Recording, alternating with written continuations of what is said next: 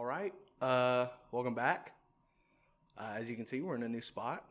And by new spot, I mean instead of directly maybe like 7 feet, 8, 10 feet to my left, at my kitchen island, we're on my couch. And new coffee table. Praise the Lord. Same old best grandpa ever mug. It's not for aesthetic. I am extremely tired. And I honestly didn't plan on recording this at all today, especially. But I just got back from SALT, which is Chi Alpha's, which is a college ministry. SALT is Chi Alpha's winter conference. And so it was Southeast SALT. It was amazing. I have a lot to talk about that. This episode is called Enough.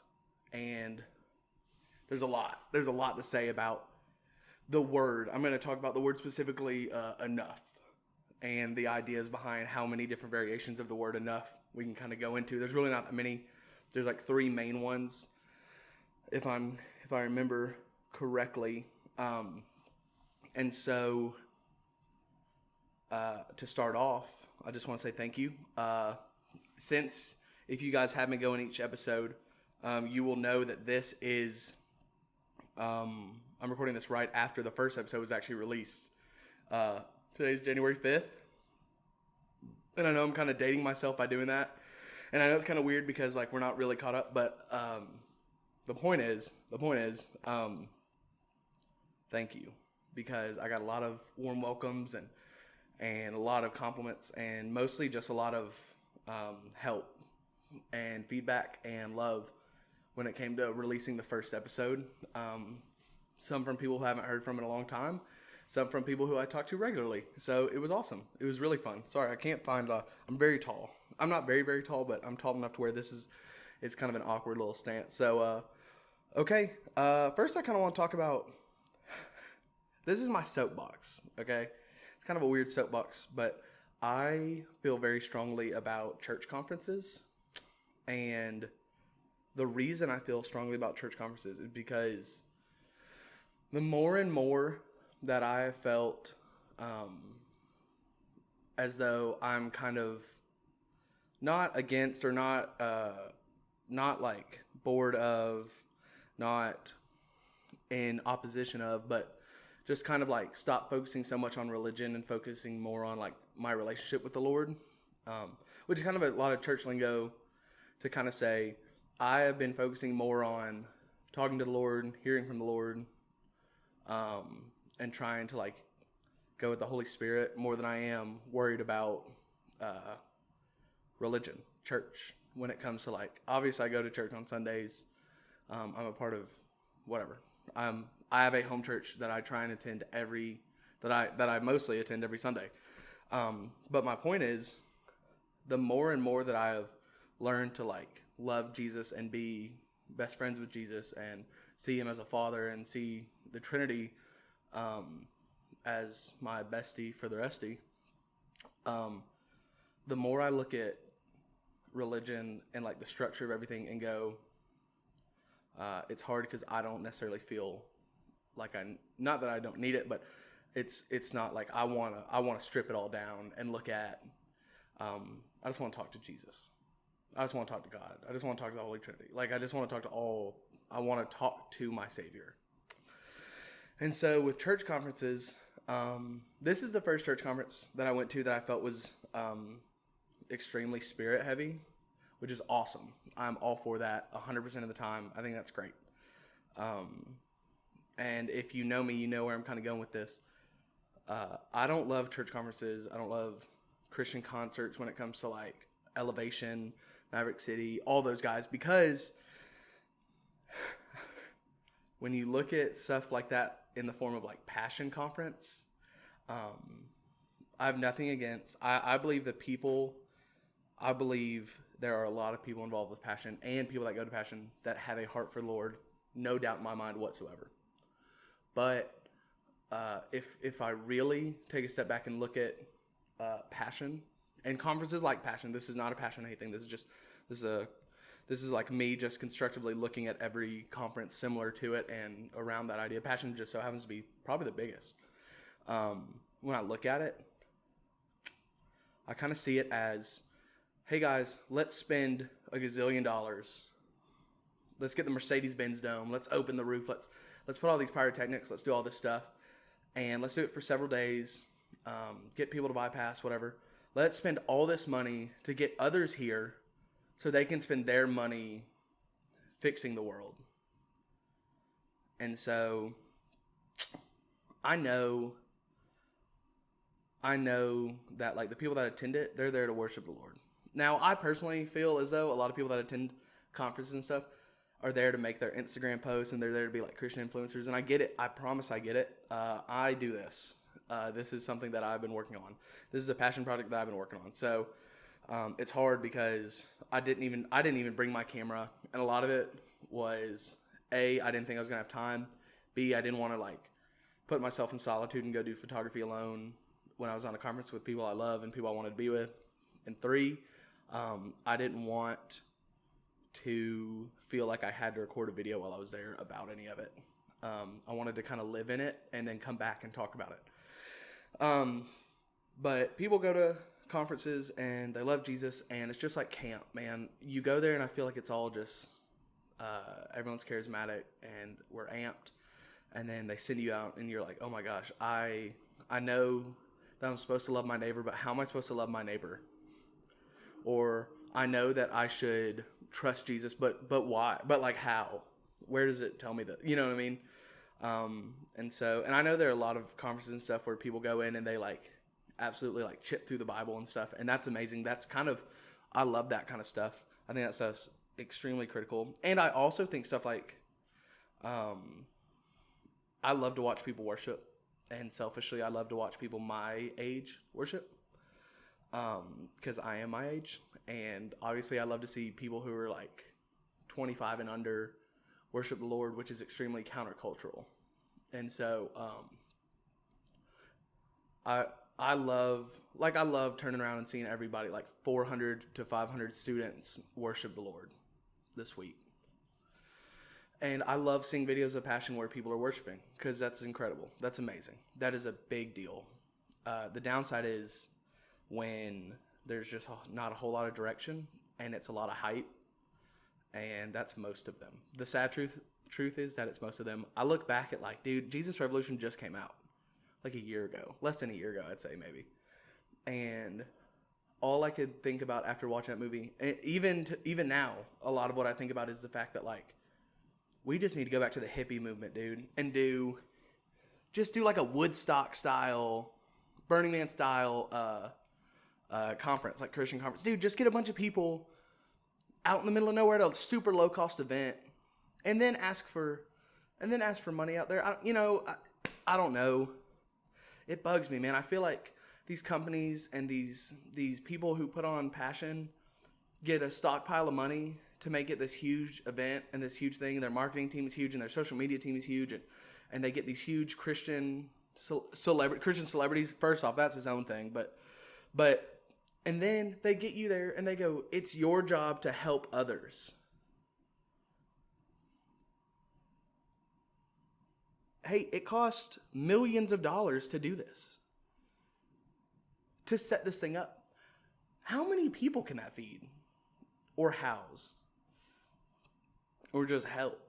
And then they look at you and go, if each of you donated $10 to this or $20 to that or $5 to this or $2 to that. It's baffling to me that as a society we still fall for it. It is baffling to me that as a society, as Christians, as brothers and sisters of Christ, sons and daughters of Christ, that we fall for it. Not to say that there's no good that happens. I think there's hundreds and hundreds of souls won.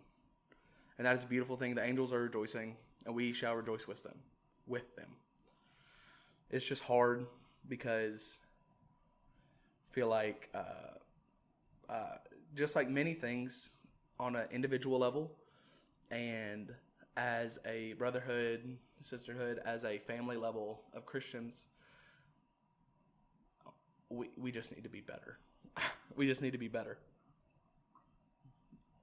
We need to make more sense. We just got to figure it out. And so with that said, I know that was my soapbox. I want to get into today. Like I said, this one is called Enough. I'm very excited about this. I got a lot of this written while I was at the conference, which is awesome. A lot of introspective time.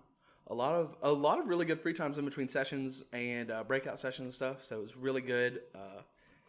If you are in college and they offer Chi Alpha, I'm a student who goes Chi Alpha, and I love it personally. And I try and get all my friends in. And so I always recommend it to anybody and everybody that I meet. So with that being said, firstly, I kind of want to go over the idea of like discussing the word enough and what context I'm kind of talking about. Like I said before, there's like three different contexts you can kind of go into with the word enough. There is, am I enough? Is God enough? And how much is enough? And for the is God enough is like, how is God enough kind of is kind of the way that you can kind of look at it. So I'm just going to kind of run through that with the am I enough? And what's tough about this one is no. You're not. We aren't. Sorry to spill the beans. We all fall short of the glory of God. And that is extremely difficult because I was blessed with parents who were, even in all of our mess, even in their mess, and in my individual mess and our family unit mess, they were still supportive and they were still loving, and they were hard on me in a loving way. And so I always felt like enough for the most part. But, and you guys are going to kind of click with me on this one, I hope, some of you. There's still moments where you feel like you can't get it right, whether it's from a teacher, from a coach, from a principal, at church, and your parent. I mean, I still had moments in my life where where I really felt like I let them down, because I was a kid, and I am a kid. Like things happen, and we let people down, and I just want to let you know that it is okay. Things that we do as children are so pure in every direction.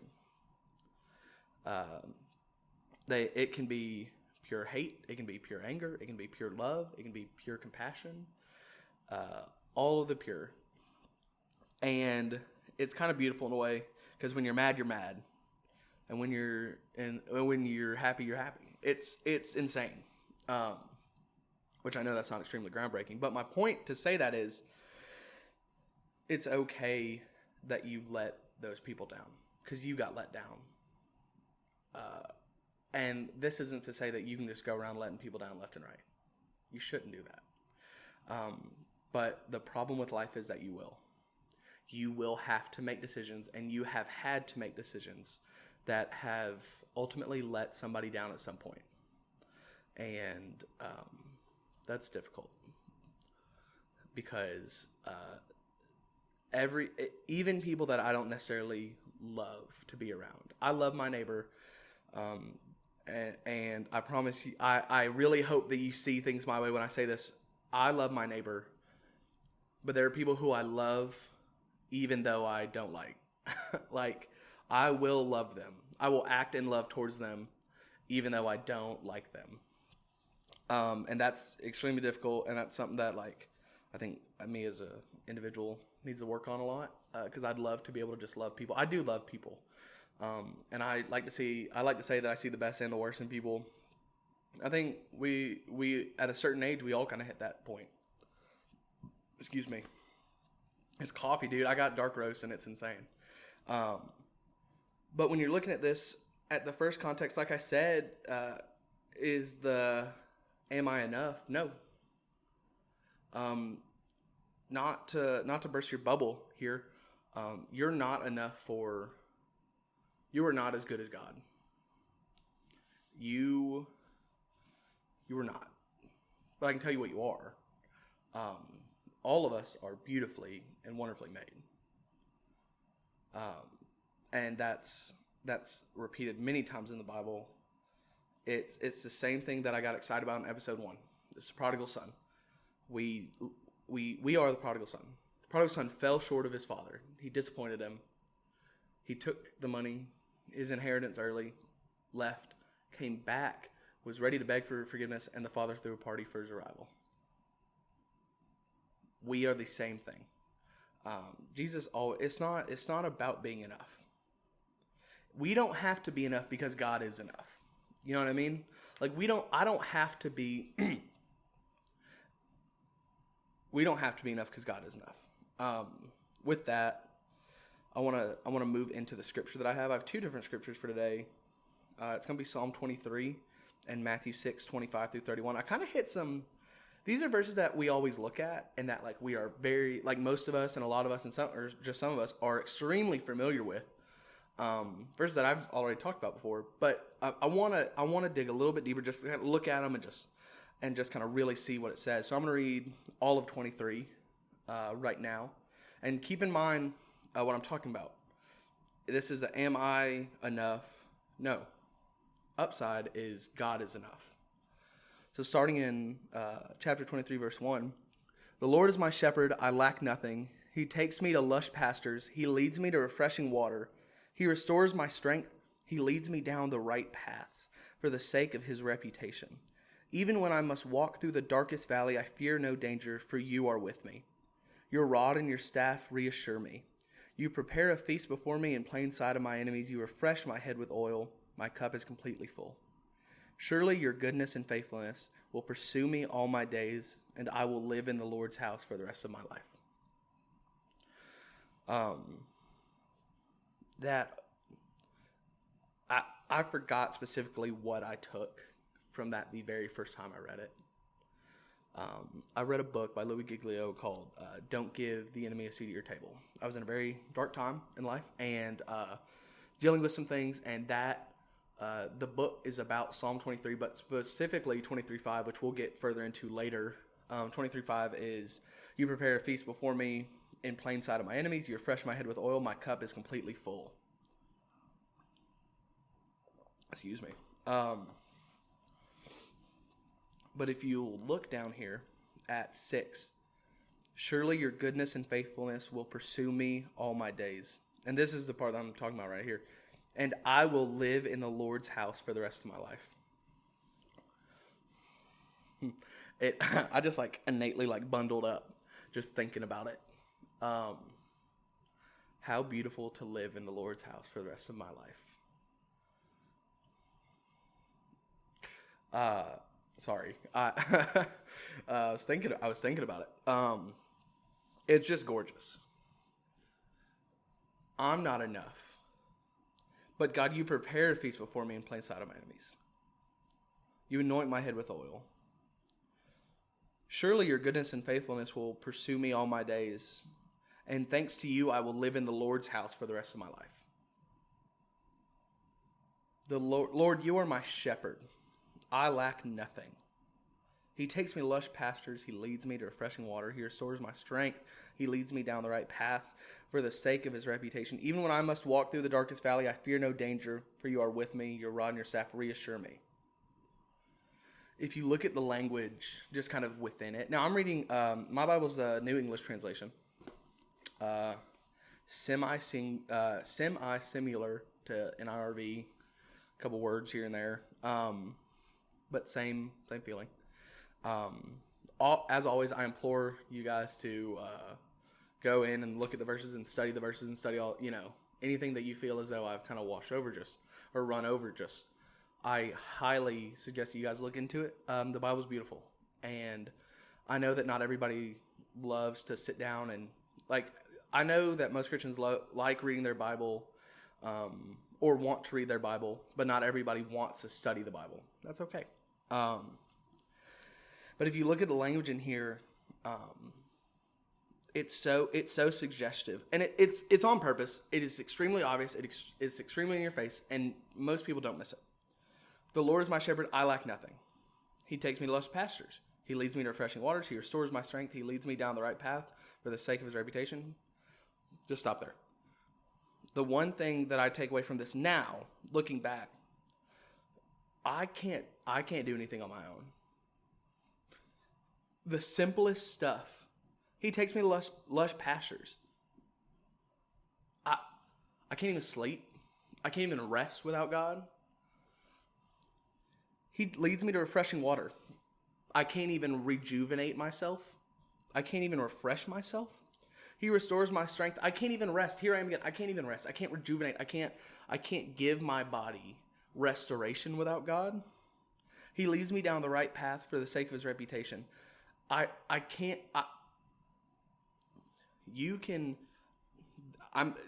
must state, I don't believe everything happens for a reason. I do believe that in everything that you do, every free will moment that you have in your life, every decision that you have in your life, there is an opportunity to give that to the Lord. As you're making the decision, say you've made the wrong choice. You can go and like a bad thing has happened to you. You can then go to God and be like, God, I messed up. I have messed up. Please help me. And I fully believe in opportunities there. So with that being said, he leads me down the right path for the sake of his reputation. I need to make decisions based off my conversation with God. The same way that we make decisions, sorry Bible. The same way that we make decisions based off conversation with our friends, conversation with ourselves, conversation with our parents, conversation with whoever, your mentors, your teachers, whoever the authority, whoever the figure in your life is that you do that with. You go to God. Hey, shocker, God is probably smarter than your best friend. He's probably smarter than your parents. I don't know why I'm saying probably. He is literally the smartest person. Incomprehensible knowledge. I shouldn't even have to say that. Go to God the same way that you go to your bestie, your twin foel, and say, God, I'm really stressed about this job offer. Do I need to do A or B? What do you think? And allow it to kind of meditate, like allow yourself to meditate and just sit there. And oftentimes when I do that, I will be extremely honest, I don't get a lot. I will say though, as I've gone to God and given him things and been like, oh God, I don't really know what to do with this. I have received a lot of clarity in days to come, months to come, weeks to come, a year to come. It's astonishing. So are you enough? No. God's enough. God is enough. That is kind of that's the shtick. That's the thing. Hey, people, you aren't perfect. We aren't perfect. We are actually vile. We are selfish. We are greedy. We are emotional. We damage others and ourselves emotionally, physically, all the lees. But God is there to restore us. So moving on, how is God enough? How is God enough for us? Is God enough? And so as I flip, moving over to Matthew, I'm going to be moving into Matthew 6. You guys have heard this as a song. You've also heard this as a verse, I'm sure. Matthew 6, verses 25 through 31. Starting in verse 25. Therefore I tell you, do not worry about your life, what you will eat or drink, or about your body, what you will wear. Isn't there more to life than food, and more to the body than clothing? Look at the birds in the sky. They do not sow or reap or gather into barns, yet your heavenly Father feeds them. Aren't you more valuable than they are? And which of you, by worrying, can add even 1 hour to his life? Why do you worry about clothing? Think about how the flowers of the field grow. They do not work or spin. Yet I tell you that not even Solomon in all his glory was clothed like one of these. And if this is how God clothes the wild grass, which is here today and tomorrow is tossed into the fire to heat the oven, won't he clothe you even more, you people of little faith? So then don't worry saying, what will we eat, or what will we drink, or what will we wear? I know that's a lot. I know I kind of went through a lot, and I know I kind of hit a weird little hoot. But, I mean, we just got done talking about, well, no, God, I'm not enough, but God is. And then we went through why we're not enough. I can't even do these things without God. And so the natural question out of that is, well, if I'm not enough, then how is God enough? How, what are we talking about here? God, if I can't even do these things, what can how is God enough for what I need on my day-to-day, for my life, for my family, for my friends, for everything? But if you look here, I mean, this is one of the most beautiful verses in the Bible to me. Well, yeah, no, I'll say this is one of the most beautiful verses in the Bible to me because it's actually really simple. When you look at it, it's extremely straightforward. It goes, hey, look at the birds. They're fed. Look at the grass. Look at the flowers. They're clothed. Why are you worrying about this stuff? Do you not believe that your Father will clothe you or feed you? Excuse me. And so when you look at it, here's a helpful tool. If you have just never thought about this before. Sorry, I get extremely passionate about this. I have this conversation a lot with other people in a selfish way, kind of because I feel I am very self-aware of how I see this, and I want others to see it the way that they see it. When I read this, it screams to me, pay attention. It screams to me, just pay attention. Hey, look around you. Things are taken care of that can't take care of themselves. Hey, by the way, birds are fed. Hey, see those beautiful flowers that bloom every year? Those are clothed. What are we doing? Pay attention. For me, the reason I say I get so passionate because I see it the way I see it. I love nature. I love to go outside, and I play disc golf all the time because I love being outside. Sometimes when I go play disc golf, I just stare at the trees. As I've gotten older, I've become more and more of a tree hugger in my life where I love nature. But I can still look at buildings and accomplishments and innovative technology, innovative construction, all this stuff that we take, this wall, this couch, this table, this laptop. It's amazing that we have a God who creates. We have a God who creates. Not created, not only created, creates and will be creating forever. And so when you just go on a walk. Now, I see it in nature. You may see it. A lot of people see God specifically in nature. A lot of people see God specifically in construction. A lot of people see God specifically in gardens, or there's a variety of things that we take for granted, that we see as mundane, and that's what mine is nature. I love to see creation specifically. And so when I read this, what this says to me is, hey, look, open your eyes are open, but you just are not looking. You're looking at the wrong stuff. You're looking so at yourself that you can't even see that I've done it already. God's like, I've done it. What are you talking about? Of course you're taken care of. Look around you. I take care of everything. And we're just like, no, but I want this. I think this is better. Well, that's just not how it works. So God is enough. And the proof behind it, as a believer, look around. Look at the way the stars are formed. Look at the way rain falls. Look at the way trees grow. Look at the way plants are alive. Look at the way flowers have different colors. Look at the way that plants have properties in them to be medicinal. How these things are taken care of already. So, and if God sees us as more valuable, then why wouldn't He take care of us? That's my other soapbox. And so so that's the first two, the am I enough? No, God is. And then it's, well, how is God enough? And then you kind of get into this weird thing of like, okay, but what is enough?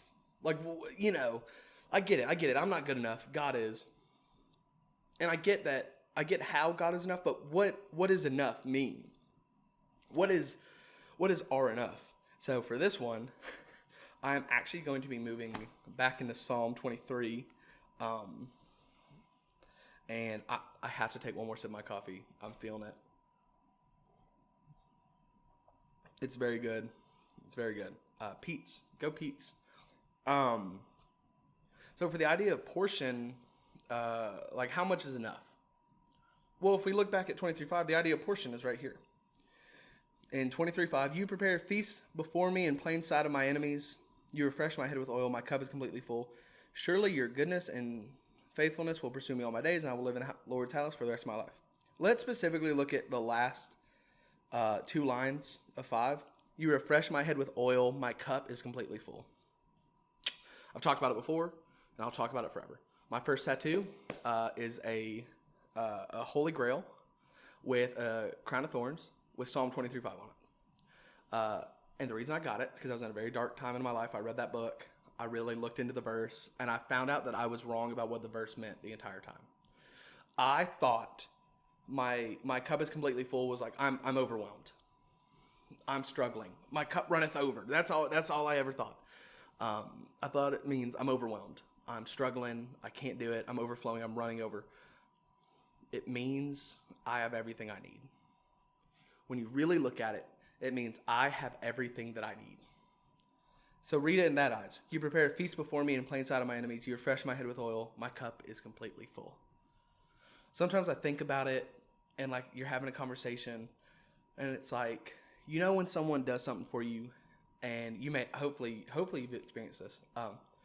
You know, when someone does something for you and it's just so beautiful and so kind that you can't even comprehend it really. Like no one's ever done something for you like that before. And they go, hope this is okay. And you go, it's amazing. Or like, no, man, it's great. Thank you so much. I love it. The same tone that you kind of say it that way is the same thing where it's like, you prepare a feast before me in plain sight of my enemies. You refresh my head with oil. My cup is completely full. Thank you. And so it's hard because we live in such a culture where enough is just never enough. And that kind of ties back into what I was talking about with the whole passion and the church conference and the salt and the everything.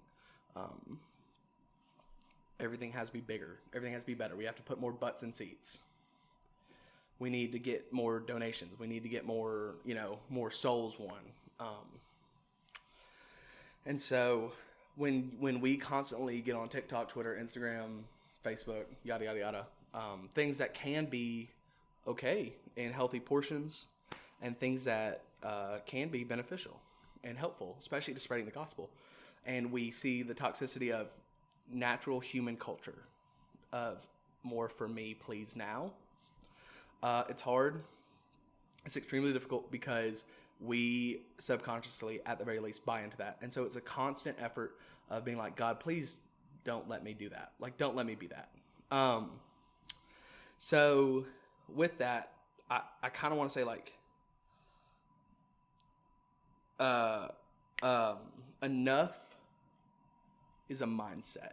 And I know, look, hear me out. I know that's extremely open-ended. Like, I know that's almost like, oh, gee, thanks. Awesome. It's like when people say cold is a mindset. First off, no, it's not. But enough is a mindset. Like, there is a line of like, let me rephrase it. On a human level, there is a line of enough. Like if you are in, even if you have the lowest rent on earth, you still need to make at least that much. So if your rent's $400 a month and you make which I know but the whole point is that's the lowest ever. And if you make $400 on the dot, then you have enough. But I'm talking on a spiritual level. Enough is a mindset that specifically requires discipline. And in my head, I believe enough kind of comes from like the culmination of a lot of patience and a lot of love and a lot of obedience. And a lot of gratefulness. I was talking about the idea of worship with one of my friends, and I was telling him about this short video that I watched about worship in the mundane, like a lifestyle of worship.